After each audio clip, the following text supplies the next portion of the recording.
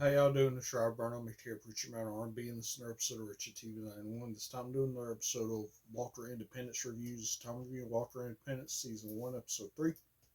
What happens on this week's episode is Abby and them's trying to figure out how they can prove that Sheriff Davison killed her husband.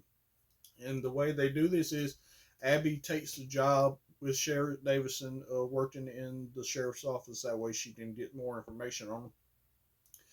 Even after Hoyt and the Apache wants her not to do this, she does it anyway. Well, what's happening with Hoyt and them? Hoyt gets kidnapped by a guy from a town that he pretty much scammed. He pretended to be a preacher, and he was working on this church or whatever, and then he dipped out with the money and left. And he just drove back to the town, and they want him to drive a stagecoach, well, not a stagecoach, a coach full of wine back to Independence because it keeps getting robbed.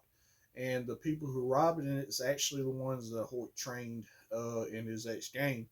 And Hoyt takes the job to try to stop these guys, and he winds up getting it getting stolen from him. And the Apache comes and helps them, and they're able to steal back the wine, and Hoyt's able to deliver it. Well, Hoyt delivers the wine and then starts bringing it back, and he picks up the guy who kidnapped him because he was helping Hoyt out, but he got knocked out and ditched. And Hoyt takes him back to town, and they're able to take the money back to the townspeople. Then Hoyt goes to see this guy's father because he's on his deathbed, and this guy's father still thinks that he's a priest because his son didn't have it in him to tell him that Hoyt wasn't a preacher. Because his father was very close to Hoyt while he was there. And the only other thing that's happening is Abby helps these two sisters keep their store because they're getting evicted because Sheriff Davison wants their land that's beside Sheriff Davison.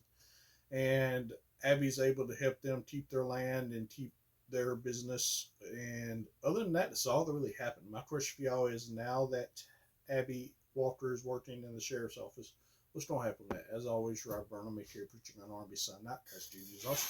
See you next time.